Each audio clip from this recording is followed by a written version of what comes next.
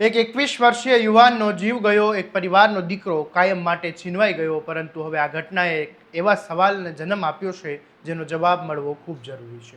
શું ખરેખર સિંહે કોઈ કારણ વગર હુમલો કર્યો હતો કે પછી માણસે જ જંગલના રાજાને એટલી હદે કનડગત કર્યો કે આખરે સિંહે હુમલો કરી દીધો?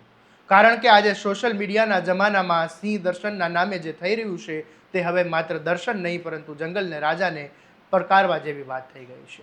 આવો વિગતે વાત કરીએ શું છે સમગ્ર મામલો. નમસ્કાર, હું છું આસિફ કાદરી અને સ્વમાન સાથે તમારું સ્વાગત છે. અમરેલી જિલ્લાના લીલિયા તાલુકાના અંટાળિયા નજીક લુવારિયા રિઝર્વ ફોરેસ્ટમાં સિંહના હુમલામાં 21 વર્ષીય સોહિલ મુંજાવર નામના એક યુવાનનું મોત થયું છે. આ દુઃખદ ઘટનાએ સમગ્ર જિલ્લામાં શોકનો માહોલ ઊભો કર્યો છે. સોહિલ પોતાના મિત્રો સાથે ત્યાં ગયો હતો અને તેની સાથે રહેલા યુવક યશરાજસિંહે જણાવ્યું કે તેઓ રસ્તો ભૂલી ગયા હતા. દરમિયાન સોહિલને બાથરૂમ માટે ઊભા રહેવું પડ્યું અને તે સમયે અચાનક સિંહે હુમલો કર્યો હતો. આગળ વાત કરીએ પહેલાં આ ઘટનાના પ્રત્યક્ષદર્શી યશરાજસિંહે શું કહ્યું તે સાંભળી લો. બનાવમાં એવું હતું કે લીલિયાથી નીકળીને લુવારિયા જતા હતા, રસ્તો ભૂલા પડ્યા હતા. એમાં જે તે ટાઈમે સોહિલભાઈએ મને એવું કીધું કે ભાઈ મારે પેશાબ કરવો છે. એ તે પેશાબ કરવા ગયા, ઈ અરસામાં લપાઈ ગયેલા નરે એની માટે હુમલો કરેલો છે અને સોહિલભાઈનું ડેથ થયેલું છે અત્યારે. તમે ત્યાં ગયા હતા, ત્યાં કોઈ જાણબાણ કરી હતી કોઈને? કઈ રસ્તામાં કઈ તમને દેખાણું હતું કોઈ વસ્તુ? કોઈ જ વસ્તુ નહીં, અચાનક જ હુમલો કરેલો છે ને? અચાનક જ હુમલો. તમે શેના કામ માટે નીકળ્યા હતા અહીંથી? અમે ફોન પે કંપનીમાં જોબ કરીએ છીએ અને અમારું કામ સ્માર્ટ સ્પીકર દુકાને દેવાનું છે. જી જી. કોઈ કસ્ટમર છે એને પ્લાન સમજાવીને જો એક્ટિવેટ થાય તો એક્ટિવેટ કરવાનું છે. લીલિયામાં અમે 4 સ્પીકર કરી અને લુવારિયાની નવી વિઝિટ કરી અને ત્યાં લુવારિયા નાખવાની વાત હતી અને 4 સ્પીકર થઈ ગયા હતા, 4 સ્પીકર કરવાના હતા. આ અમારો ટાર્ગેટ હતો. કેટલા જણા તમે હતા ત્યાં? અમે 3 જણા હતા, હું, રેહાનભાઈ અને સોહિલભાઈ. આ બનાવ બન્યો ત્યારે કોઈ ત્યાં હાજર હતું ખરી? નહીં, કોઈ જ નહીં. તમે ફોરેસ્ટ વાળાને જાણ કરી હતી ખરી? કોઈ જ નહીં. અમે જાણ નથી કરી, પણ જે તે ટાઈમે હુમલો થયો અને જે જનાવરના અવાજથી અહીંથી ફોરેસ્ટર 4 છોકરાઓ આવ્યા હતા, એમાંથી બાપુ કરીને કોઈ હતું, એક રવિભાઈ કરીને હતા અને એમની નજર સામે આ પહેલાં ઘટના બનેલી હતી અને એની નજર સામે જ છોકરાને નર લઈને અંદર વયો ગયો. નર જે જનાવર છે એ કેટલા જનાવર ત્યાં ઉપર હતા હાજર? હવે અમને તો ખબર નથી, પણ એક સિંહ જેવું હતું. એક જ હતું ને? એક જ હતું. અને પછી શું થયું અત્યારે? અત્યારે હાલમાં ફોરેસ્ટની પૂછપરછ ચાલે છે. બનાવમાં એવું હતું કે લીલિયાથી નીકળીને લુવારિયા જતા હતા. પરંતુ આ ઘટનાનો બીજો પાસો પણ સામે આવ્યો છે. ઘટના સ્થળે પહોંચેલા પાલીતાણાના ડીસીએફ ચિરાગ અમીને જણાવ્યું કે આ વિસ્તાર રિઝર્વ ફોરેસ્ટને અડીને આવેલો છે અને તે સમયે સિંહ મેટિંગ પીરિયડમાં હતો. આવી સ્થિતિમાં કોઈ પણ વ્યક્તિ દ્વારા સિંહની પંજવણી, ઉશ્કેરી કે ખલેલ પહોંચાડવામાં આવી હોય તો તેની ઊંડાણપૂર્વક તપાસ કરવામાં આવશે.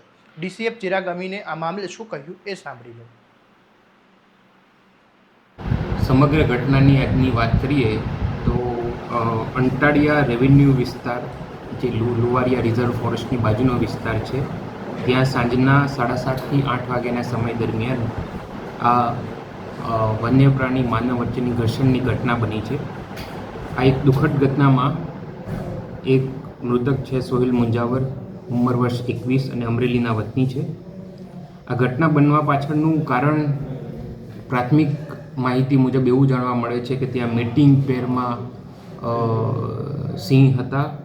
તે દરમિયાન કદાચ કોઈ ઉશ્કેરણી કે પજવણી થઈ કે કયા કારણોસર સિંહ દ્વારા આ હુમલો કરવામાં આવ્યો તેની ઊંડી તપાસ કરવામાં આવશે. એ કેવી પરિસ્થિતિઓ સર્જાઈ જ્યારે આ પ્રકારની ઘટના બની. અત્યારે હાલની પરિસ્થિતિ હું તમને જણાવું તો અત્યારે હાલ અમે એક વન્ય પ્રાણી સિંહ નર જેની ઉંમર 9 થી 12 વર્ષ છે એને રેસ્ક્યુ કરી લેવામાં આવેલ છે અને આગળની તપાસ ચાલુ છે. કેટલા જણા હતા અને ટોટલ માહિતી આપો ને. એટલે આ બાબતે ખરેખર કેટલા માણસો ત્યાં હાજર હતા એ સ્થળ ઉપર, ખરેખર એ સ્થળ ઉપર શું બનાવ બન્યો એની એક ઊંડી તપાસની જરૂર છે. એ તપાસ કર્યા બાદ હું તમને જણાવી શકું. સાહેબ, અવારનવાર આવી ઘટના બને છે તો વનતંત્ર હવે આગામી સમયમાં શું આમાં કાર્યવાહી કરશે? આવી કોઈ પણ પરિસ્થિતિ બાબતે કોઈ પણ વ્યક્તિને સિંહ વન્ય પ્રાણીને પજવણી કરતો કોઈ પણ માહિતી હોય તો તાત્કાલિક ફોરેસ્ટ ડિપાર્ટમેન્ટને જાણ કરવી અને આ પ્રકારની કોઈ પણ કૃત્ય કરવું એ ગુનાહિત કૃત્ય છે. એમાં વન્ય પ્રાણી અધિનિયમ અંતર્ગત કડકમાં કડક કાર્યવાહી કરવામાં આવે છે. એમ સિંહ દર્શન થતા હોય એવા પણ એક અફવા ઉડી છે, સાચી હકીકત શું છે?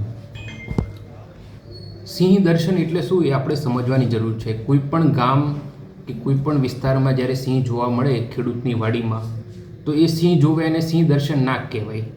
જ્યારે સિંહને કોઈ પણ પ્રકારની ખલેલ પહોંચાડવી, પજવણી કરવી, ઉશ્કેરણી કરવી, એને ખરેખર ગેરકાયદેસર સિંહ દર્શન કહેવાય છે. અને આ પ્રકારનું કૃત્ય કોઈ પણ વ્યક્તિ કરે તો એમના વિરુદ્ધ વન વિભાગ કડકમાં કડક કાર્યવાહી કરશે. હાલ તો વન વિભાગે હુમલો કરનાર અંદાજે 9 થી 12 વર્ષના સિંહનું રેસ્ક્યુ કરી લીધું છે અને હવે માત્ર સિંહ પકડવાથી વાત પૂરી થવાની નથી. સૌથી મોટો સવાલ એ છે કે આખરે ત્યાં શું બન્યું હતું, કેટલા લોકો ત્યાં પહોંચ્યા હતા, તેઓ જંગલના અંદરમાં ભાગ સુધી કેવી રીતે પહોંચ્યા હતા અને શું ખરેખર કોઈ રીતે સિંહને કનડગત કરવામાં આવ્યો હતો. છેલ્લા કેટલાય વર્ષોથી ગીર અને આસપાસના વિસ્તારોમાં અનેક ખતરનાક ટ્રેન્ડ જોવા મળી રહ્યું છે. કેટલાક લોકો સિંહ દર્શનના નામે જંગલમાં ઘૂસી જાય છે, કોઈ સેલ્ફી લેવા જાય છે, તો કોઈ વિડીયો બનાવવા માટે જાય છે, તો કોઈ સિંહની ખૂબ નજીક પહોંચીને સોશિયલ મીડિયામાં રીલ વાયરલ કરવાની લાલચ રાખે છે. ઘણી વખત સિંહ પાછળ વાહનો દોડાવવામાં આવે છે, હોર્ન વગાડવામાં આવે છે અને તેને ઊભા રાખવાના પણ પ્રયાસો થાય છે.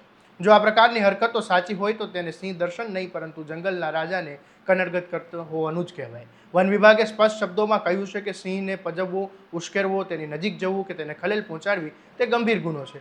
જો કોઈ પણ વ્યક્તિ પાસે આ ઘટનાને લગતો વિડીયો કે માહિતી હોય તો તે વન વિભાગને જાણ કરવામાં આવે તેવી અપીલ કરવામાં આવી. જો તાજેતરમાં તપાસમાં કોઈ વ્યક્તિ સિંહને કનડગત કરતો દેખાશે, તેવું સામે આવશે તો તેની સામે કડક કાર્યવાહી થવાની છે. અને આ ઘટનામાં સૌથી મોટો એક નિર્દોષ યુવાનનો જે જીવ ગયો છે તે અત્યંત દુઃખ છે. પરંતુ જો ખરેખર બેદરકારી માણસોની હોય તો પછી દર વખતે સિંહને જ દોષી ઠેરાવવો કેટલો યોગ્ય કહેવાય. કારણ કે જંગલના રાજાને આખરે એ તો એનું ઘર છે ને, સિંહનું ઘર એ જંગલ છે, માણસ નહીં. હવે આખી ઘટનાની હકીકતની તપાસ બાદ જ સામે આવશે. પરંતુ એક વાત ચોક્કસ છે, જો સિંહ દર્શનના નામે જંગલમાં ઘૂસવા અને વન્યજીવોને કનડગત કરવાની માનસિકતા નહીં બદલાય તો આવી ઘટનાઓ ફરીથી બનતી રહેશે. આવા દરેક અપડેટ માટે તમારા સ્વમાનને સબસ્ક્રાઇબ કરવાનું અને આ વિડીયોને શેર કરવાનું ભૂલતા નહીં. નમસ્કાર.